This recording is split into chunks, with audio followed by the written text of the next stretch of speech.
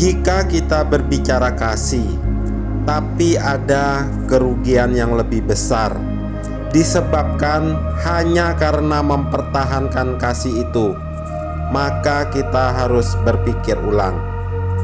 Kembali saya mau menanggapi apa yang menjadi seruan Paus Leo untuk tidak perang, yang seakan-akan Tuhan mengajarkan kasih yang seharusnya tidak melakukan perang yang bisa merenggut jiwa manusia. Ada pertanyaan yang perlu kita renungkan. Jadi yang benar, kejahatan itu perlu dikasihi atau diperangi? Bagaimana mengasihi kejahatan bisa disebut kasih yang sesungguhnya? Memang Tuhan Yesus mengajarkan jangan membalas kejahatan dengan kejahatan, tetapi balaslah kejahatan dengan kebaikan. Dalam hal ini kita mesti melihat konteksnya seperti apa. Tidak bisa disamaratakan semua kasus dan diperlakukan sama. Ingat cerita Ananias dan Safira yang menjual sebidang tanah hanya gara-gara tidak memberi semua hasil penjualan itu kepada para rasul dengan menahannya sebagian, maka nyawanya dicabut oleh Tuhan. Bukankah Tuhan mengajarkan kasih? Balaslah kejahatan dengan kebaikan. Tapi ini malah hanya gara-gara uang yang semestinya memang uang itu hak mereka, karena tanah yang dijual adalah tanah mereka sendiri, yang hanya hasil penjualan itu sebagian saja yang mereka serahkan kepada para rasul itu, dan sebagian mereka tahan. Tapi di mana kasih? Hanya hal seperti itu hukumannya malah nyawa cabut kedua suami istri tersebut. Apakah yang dilakukan oleh Rasul Petrus tidak disebut suatu tindakan yang tidak ada kasih?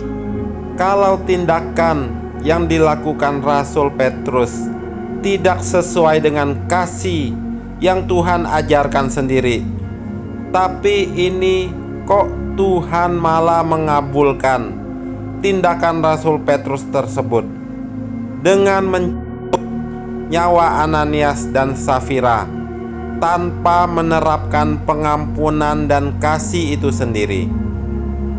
Ini bukan bidang sekuler, tapi bidang kerohanian yang paling benar, yang berasal dari pengajaran Tuhan Yesus sendiri. Tapi kita melihat tidak ada kasih yang diberikan dalam kasus ini.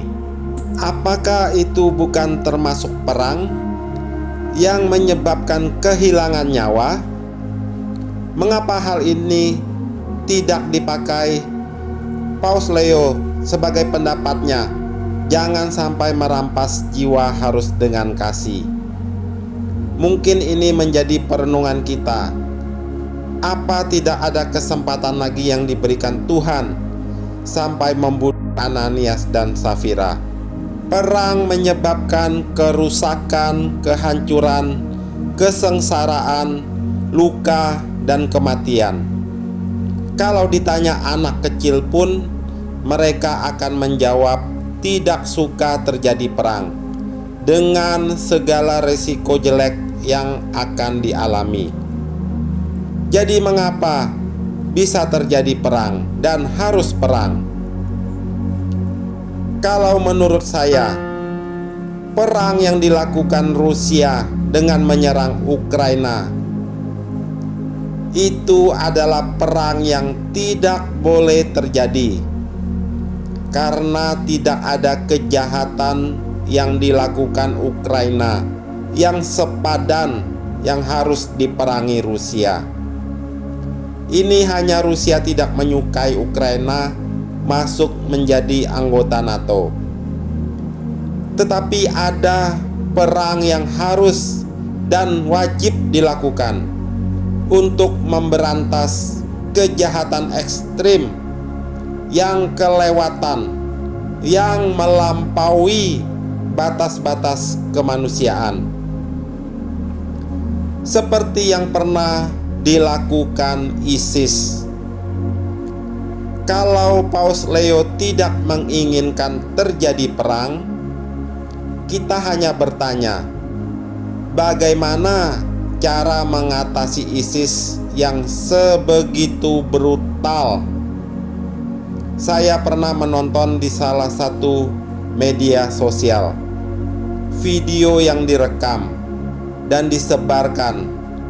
Ada seorang pria yang diikat tangannya di belakang punggungnya dan digantung terbalik, dengan kaki diikat di atas dan kepala menjuntai ke bawah.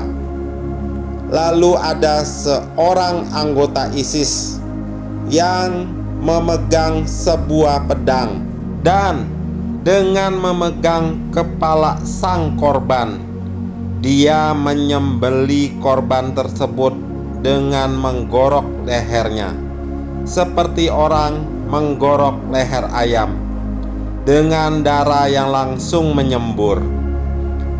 Tontonan sadis itu dulu belum ada sensor dari media sosial, karena baru kali itu mungkin tragedi yang sengaja disebarkan dan dipertontonkan kepada dunia. Orang-orang yang tidak sepaham dengan mereka, maka orang-orang itu adalah musuh mereka yang bagi mereka harus dihabisi. Apakah Paus Leo bisa dan berani untuk pergi ke Irak dan Suriah, di mana ISIS itu berkuasa, untuk menasehati mereka jangan melakukan kejahatan seperti itu, dan supaya bisa hidup cinta kasih kepada sesama, jangan sampai menghabisi orang-orang yang tidak sepaham dengan ideologi kepercayaan mereka?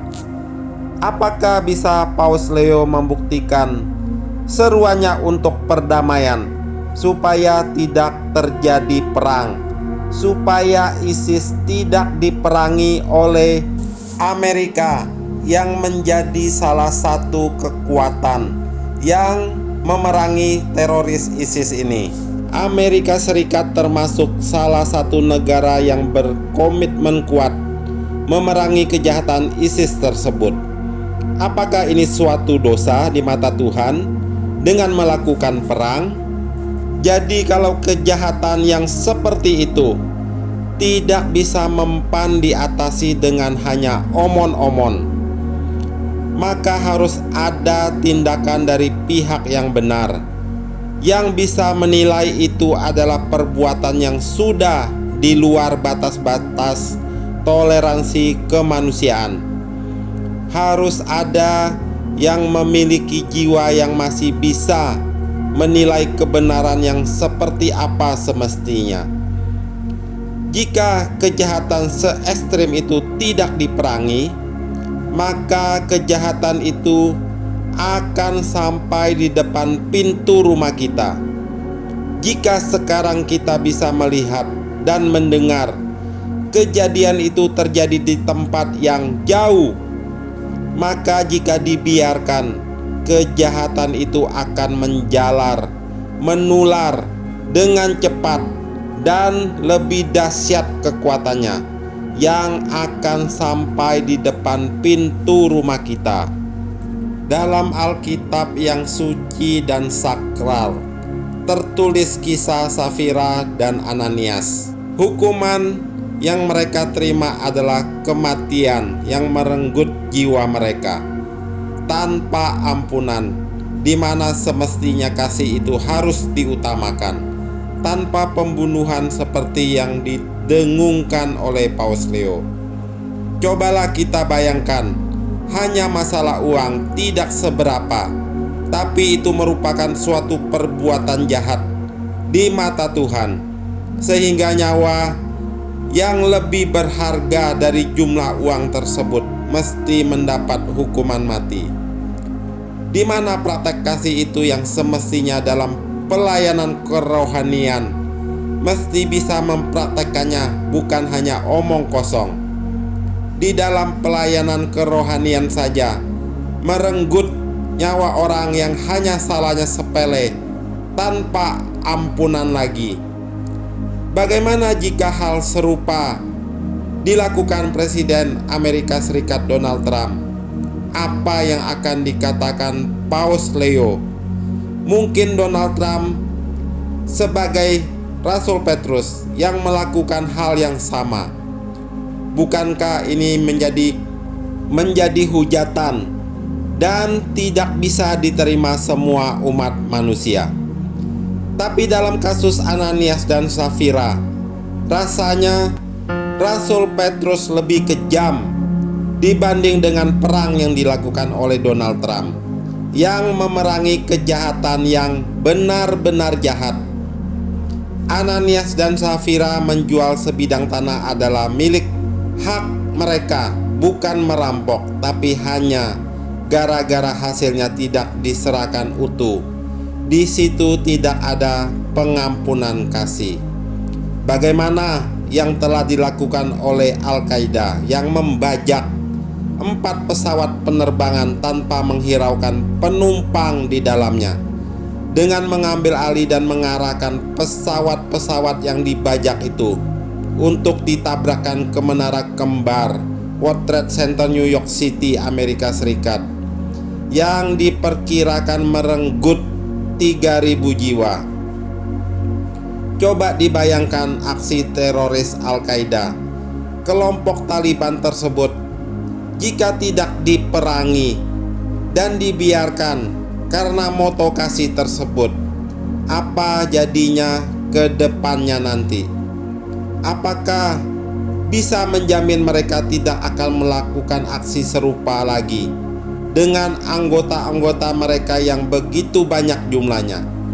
Bahkan aksi-aksi lain yang lebih kejam dan brutal.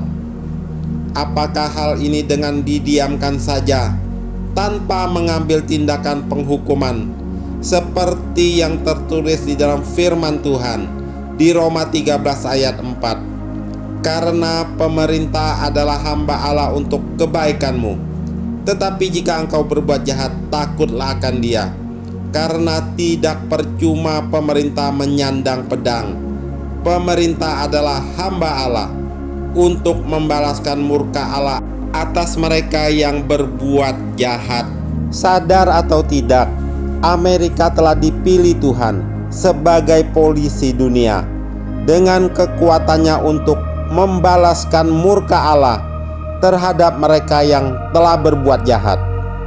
In God we trust adalah kemuliaan, kebesaran, dan kebenaran bagi nama Tuhan.